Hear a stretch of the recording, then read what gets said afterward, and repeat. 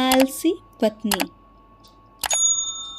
मोतीपुर जैसे छोटे से गांव में हरि नाम का एक किसान अपनी माँ और पत्नी के साथ रहा करता था। उसकी पत्नी बहुत आलसी थी। वह कभी भी घर का कोई काम नहीं करती थी। वो काम चोर के साथ साथ बहुत चालाक भी थी। जब हरि के आने का समय होता तो वह अपनी बूढ़ी सास को बिठाकर सारा काम खुद करने लग जाती।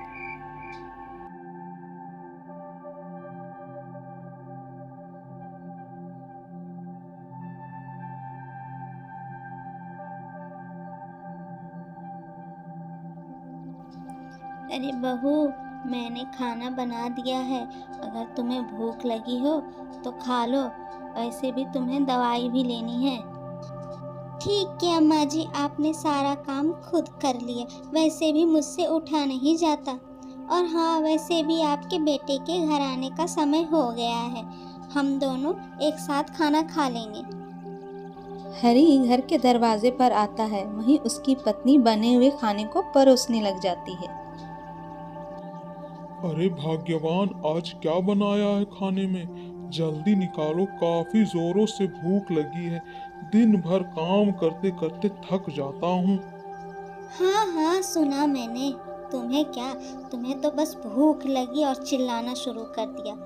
तुम्हें पता है इतनी गर्मी में खाना बनाना कितना मुश्किल होता है। अच्छा, छोड़ो ये सब। मुझे माफ करो। मुझे काफी भूख लगी है। अब जल्दी से खाना लगा दो। वैसे भी थोड़ा आराम करके फिर से खेत पे जाना है मुझे। दिन भर काफी थक जाता हूँ। फूलमती खाना निकालकर हरि के साथ बैठकर भोजन करने लगती है।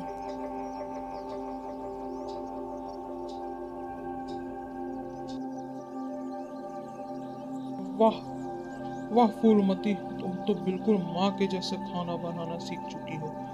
पता ही नहीं चलता कि माँ ने बनाया है तुमने। वाह भाई वाह, क्या जमाना आ गया है। इतनी गर्मी में सारा काम मैं करती हूँ, फिर भी नाम अपनी माँ की ही ले रहे हो। अरे नहीं भाग्यवान, मेरे कहने का वो मतलब नहीं था।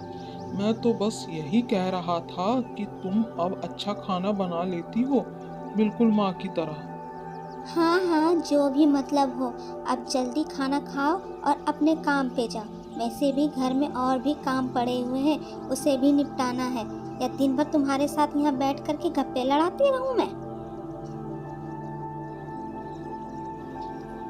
हरि भोजन कर अपने खेत की ओर चला जाता है ताकि खेत में बाकी बचे हुए काम वो कर सके।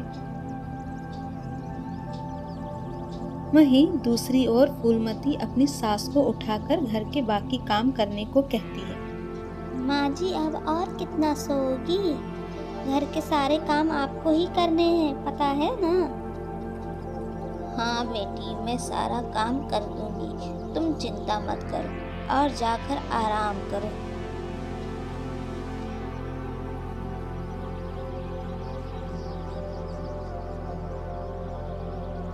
फूलमती इसी तरह झूठे बहाने बनाकर बस आराम किया करती थी ताकि उसे घर का कोई काम करना न पड़े और वह सारा काम अपनी सास से करवाती थी। ऐसे ही करते दिन गुजर जाता था। शाम को जब हरि घर आता है तो कहता है, माँ, दीदी का फोन आया था। उसकी तबीयत कुछ ठीक नहीं है। तुम्हें कुछ दिनों के लिए अपने पास बुला रही है। हे भगवान, क्या हो गया मेरी बेटी को? अच्छा बेटा, कल सुबह की बस से मुझे ललिता के घर पहुंचा दो।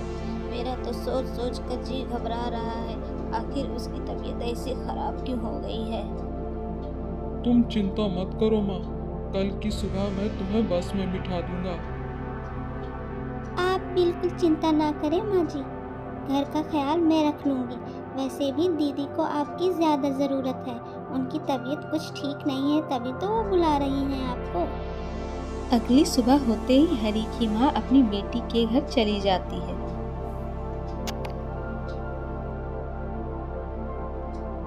अरे मोरी मैया, कितना सारा काम पड़ा हुआ है। ये सब मुझे अकेले ही करना होगा। सासू माँ रहती थी तो बीमारी का झूठा बहाना कर आराम कर लेती थी। हरी जब शाम को घर वापस आता है तो घर में सारा काम बिखरा हुआ देख फूलमती को आवाज देने लगता है। इधर फूलमती फिर से एक नया बहाने के साथ आराम कर रही थी। अरे ओ भाग्यवान, ये क्या हालत कर रखी है पूरे घर की। सारा काम बिखरा पड़ा हुआ है। लगता है आज तुमने सफाई नहीं की। ओ जी, आज पानी लाते समय मेरे पाँव में मोच आ गई, जिसकी वजह से मेरे घर के सारे काम पड़े रह गए। अच्छा ठीक है, अब तो तुम ठीक हो ना? अब तो तुम्हारे पाँव में कोई दर्द नहीं। अब जल्दी से उठो और मेरे लिए कुछ खाने को बनाओ। बहुत जोरों की भूख लगी है। ये लो, तुम्हें बताया तो मेरे पाँव में मोच आई है। मुझसे कोई काम नहीं होगा। तुम खाना भी खुद बना लो। और वैसे भी मुझे भी भूख लगी है, कुछ अच्छा सा खाना बनाना। अच्छा कोई बात नहीं, तुम आराम करो। आज का खाना मैं ही बना देता हूँ।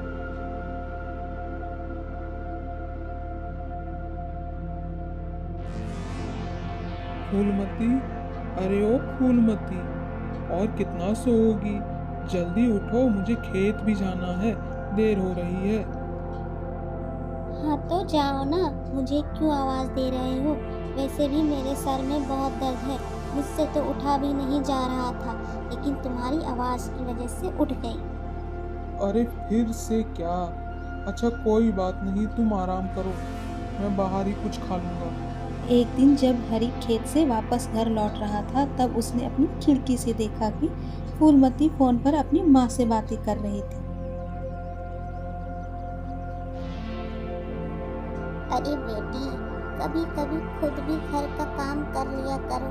अब हर रोज तो ऐसा नहीं होगा ना कि दामाद जी काम करे और तुम आराम करो। ऐसे भी वो दिन भर खेत में काफी काम करते हैं, थक जाते हैं। अरे क्या मम्मी, तुम तो मुझे ही समझाने लगी। तुम बस ये बताओ कि मैं घर के काम से कैसे बच सकती हूँ। बाकी क्या करना है मैं वो खुद कर लूँगी। ये सब तो मैं नहीं जानती। हर बेटी बहू का घर का काम करना खुद आना चाहिए। अच्छा, अब मैं फ़ोन रखती हूँ। अपना ख्याल रखना और हो सके तो घर का काम भी कर लेना। हरी बाहर खड़े होकर सारी बातें सुन रहा था।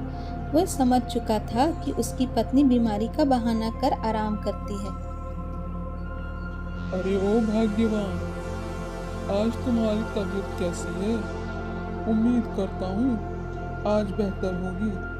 वैसे सारा काम तो खुद कर ही लोगी ना आज? ओह माँ, क्या कहूँ, आज पेट में काफ़ी दर्द है। पता नहीं क्या हो गया है मुझे, कभी मेरी तबीयत ठीक ही नहीं रहती। ओहो, ऐसी बात है। आज तो सरपंच जी के यहाँ दोपहर का भोजन था। उन्होंने तुम्हें भी साथ लाने को कहा, लेकिन तुम्हारी तबीयत तो ठीक नहीं है। ऐसा करता हूँ कि मैं अकेले चला जाता हूँ। अच्छा, ऐसी बात है।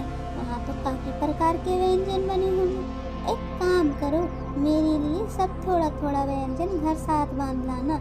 वैसे भी मुझे न्योता मिला है भोजन का। अच्छा ठीक है, मैं जाकर देखता हूँ। वहीं दूसरी ओर काफी देर हो चुकी थी। फूलमती घर में इंतजार कर रही थी। कितनी देर लगा दी, अब तक तो उनको आ जाना चाहिए था। वैसे भी देर हो चुकी है और मुझे भूख भी काफ़ी लगी है। बहुत दिनों बाद स्वादिष्ट व्यंजन खाने को मिलेंगे। हरी घर आता है और साथ खाना और दवाई की पोटली भी लाता है। कितनी देर लगा दी आने में। तुम्हें पता है ना मुझे कितनी भूख लगी है। अरे भाग्यवान, तुम्हारे काम से ही मुझे देरी हो गई। वहीं सरपंच जी के यहाँ वेद जी भी आए हुए थे, तो मैंने तुम्हारी बीमारी के बारे में बताया। अब ये कौन सी नई मुसीबत है? वैसे तुमने वेद जी को मेरे बारे में क्यों बताया? मैंने तो पहले से ही दवाई ले रखी थी वेद जी से। अरे भाग्यवान, ये बहुत पहुँचे हुए वेद जी थे। मैंने जब तुम्हारी बीमारी के बारे में बताया तो उन्होंने मुझे पहले ही आगाह कर दिया कि ये काफ़ी खतरनाक बीमारी है। अच्छा वो सब छोड़ो, व्यंजन में क्या क्या लाए हो वो तो बताओ। काफ़ी देर से इंतज़ार कर रही थी कि कब आओगे और मैं खाना खाऊंगी। अरे नहीं नहीं, ये सब खाना खाने के लिए वेद जी ने सख्त मना किया है। उन्होंने केवल कहा है तुम्हें सादा खाना देना है और सही समय पर दवाई भी लेनी है।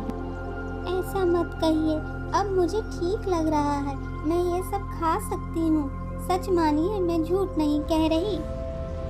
नहीं फूलमती, वेद जी ने कहा है तुम्हें बड़ी बीमारी हुई है, ऐसे खत्म नहीं होगी। तुम्हें सादा भोजन और दवाई लेनी ही होगी, तभी तुम ठीक हो पाओगी। फूलमती अपने ही बातों में फंस चुकी थी। अब वो कर भी क्या सकती थी।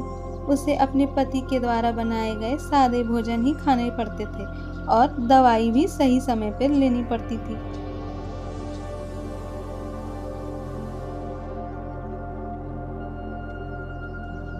फूलमती, मैंने तुम्हारे लिए केवल चावल बना दिया है। अब जल्दी मुंह धोकर खाना खा लो और दवाई भी लेनी है तुम्हें। क्या कहा आपने? केवल चावल? मुझसे ये सादा खाना खाया नहीं जाता। कुछ दाल या सब्जी बनी हुई होती तो मैं चावल खा लेती। नहीं फूलमती, वेद जी के कहे अनुसार तुम्हें ऐसा ही खाना खाने को मिलेगा ताकि तुम जल्दी ठीक हो जाओ। अब देर ना करो, जल्दी उठो और दवाई खाओ। मुझे माफ करो, मुझसे ये नहीं होगा। मैं ये सब नहीं खा सकती। मैंने तुम्हें झूठ बोला था। मुझे कुछ नहीं हुआ है। मैं तो बिल्कुल ठीक हूँ। मैं तो बस काम ना करने का बहाना ढूंढ रही थी ताकि दिन भर आराम कर सकूं। मुझे पता है तुम झूठ बोल रही थी। बस तुम्हें सबक सिखाने के लिए इतना नाटक किया मैंने, ताकि तुम जल्दी सुधर जाओ। अच्छा, तो जो तुम दवाई ला करके मुझे खिला रहे थे, उस दवाई का क्या? वो कितनी कड़वी थी। मुझसे तो खाया भी नहीं जा रहा था ऐसी दवाई। अरे भाग्यवान, वो तो बस नीम के पत्ते का पाउडर था। उससे तुम्हें कुछ नुकसान नहीं होता। केवल तुम्हें सबक सिखाने के लिए ये सब करना पड़ा ताकि तुम सुधर जाओ।